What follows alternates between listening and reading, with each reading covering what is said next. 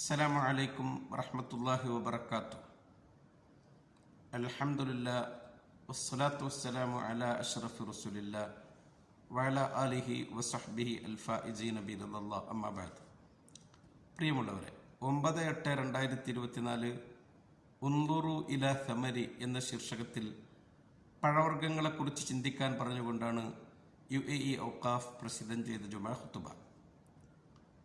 ഖുർആൻ പറയുന്നു, വറഹ്മത്തി വസ്അത് കുല്ല ഷൈഇൻ ഫസഅക്തുബുഹാ ലില്ലദീന യത്തഖൂന വയുതൂന സക്കാ.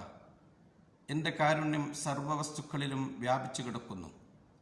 എന്നെ സൂക്ഷിച്ച് ജീവിക്കുന്നവർക്കും സക്കാത്ത് നൽകുന്നവർക്കുമാണ് ഞാനത് കൊടുക്കുക. മറ്റൊരായത്തിൽ അല്ലാഹു തആല ചോദിക്കുന്നു, അലം തറ അന്നല്ലാഹ അൻസല മിനസ് സമാഇ മാഅ ഫഅഖ്റജ്നാ ബിഹി സമറാത്തിൻ മുഖ്തലിഫൻ അൽവാനുഹാ.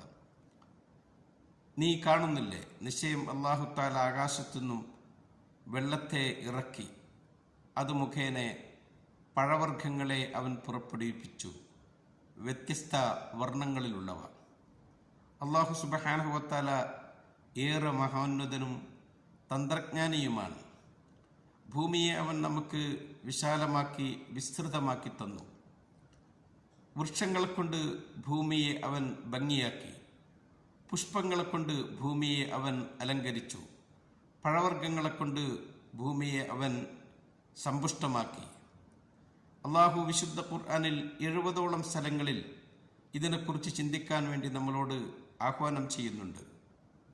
യുംബിതുലക്കും ബിഹിസ്സർഅ വസ്സൈതൂന വന്നഖീല വൽഅനാബ് വമിൻ കുല്ലി സമറാത്ത് ഇന്ന ഫീ ദാലിക ലആയത്തൻ ലിഖൗമി യതഫക്കറൂൻ.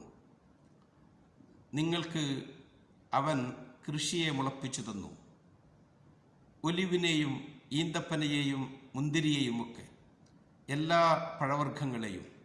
ഇതിലൊക്കെ ചിന്തിക്കുന്ന ആളുകൾക്ക് ദൃഷ്ടാന്തങ്ങളുമുണ്ട്. ഇത് അള്ളാഹുവിൻ്റെ വലിയ ദൃഷ്ടാന്തം തന്നെയാണ്. അവൻ്റെ ആ സൃഷ്ടി വൈഭവത്തിൻ്റെ പരിപൂർണത. അവനെല്ലാം അറിയുന്നവനും എല്ലാം കൃത്യതയോടുകൂടെ ചെയ്യുന്നവനുമാണ്. എല്ലാവരിലേക്കും അവൻ കാരുണ്യം ചൊരിഞ്ഞുകൊണ്ടിരിക്കുന്നു. ഇതിൽ ചിന്തിക്കുന്നവർക്ക് പാഠങ്ങളുണ്ട്. തഅമ്മൽ ഫീ നബാത്തിൽ അർളി വൻദുർ ഇലാ ആഥാരി മാ സനഅൽ മലീകു. നീ സസ്യലതാദികളിലേക്ക് ചിന്തിക്കൂ, അള്ളാഹുവിൻ്റെ ആ സ്പർശം എത്ര വിദഗ്ധമായിട്ടാണ് അതിലൊക്കെ നടന്നിരിക്കുന്നത് എന്ന്.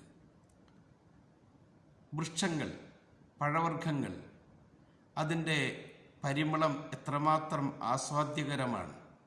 എത്ര കൃത്യതയോടുകൂടിയാണ് ആ പഴങ്ങളെ അതിൻ്റെ കുലകളിൽ അല്ലാഹു സുബ്ഹാനഹു വ തആല ചിട്ടപ്പെടുത്തി വച്ചിരിക്കുന്നത്. ആ വൃക്ഷങ്ങളുടെ ഇലകൾ എത്ര ആകർഷകമായിട്ടാണ് അല്ലാഹു ക്രമപ്പെടുത്തിയിരിക്കുന്നത്. ദാലികുമുല്ലാഹു റബ്ബുക്കും ഫതബാറകല്ലാഹു റബ്ബുൽ ആലമീൻ. ഇതൊക്കെ നിങ്ങളുടെ രക്ഷിതാവായ അല്ലാഹു ചെയ്തതാണ്. അവൻ അനുഗ്രഹീതനും ലോക പരിപാലകനുമാണ്. ഭൂമിയിൽ ഒരു ഇല പോലും പൊഴിഞ്ഞു വീഴുന്നില്ല, അള്ളാഹു അത് അറിഞ്ഞിട്ടൊഴികെ.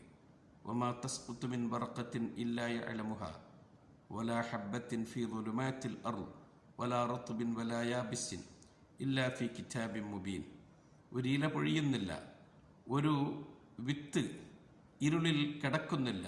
ഭൂമിയിൽ ഏതു ഭാഗത്താവട്ടെ, അത് പച്ചയായതാവട്ടെ വരണ്ടതാവട്ടെ, അള്ളാഹുവിൻ്റെ ഗ്രന്ഥത്തിൽ അത് കൃത്യമായി അടയാളപ്പെടുത്തിയിട്ടൊഴികെ.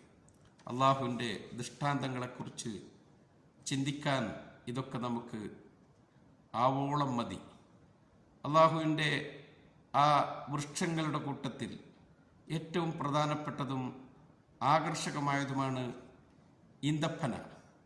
നമുക്കറിയും, അള്ളാഹു സുബ്ഹാനഹു വ തആല അൽ കലിമത്തു ത്വയ്യിബ, പരിശുദ്ധമായ വചനം, സദ്വചനം, അതിന് ഖുർആനിൽ ഉപമ പറഞ്ഞത് ഈന്തപ്പനയാണ്. റസൂൽ സല്ലല്ലാഹു അലൈഹി വസല്ലം തങ്ങൾ ഒരു മുസ്ലിമിനെ ഉദാഹരിച്ചത് ഈന്തപ്പനയോടാണ്. ഈന്തപ്പന കാണാൻ എന്തൊരു ഭംഗിയാണത്. അതിൻ്റെ പഴങ്ങൾ എത്ര മധുരമുള്ളതും എത്രമാത്രം പോഷകങ്ങൾ അടങ്ങിയതുമാണ്. ആ ഈന്തപ്പഴം അത് മജ്‌ലിസുകളിൽ ഏറെ സ്ഥാനമുള്ള പഴമാണ്. നമ്മുടെ കുടുംബങ്ങൾക്കും മക്കൾക്കുമൊക്കെ നാം നൽകുന്നതാണ്.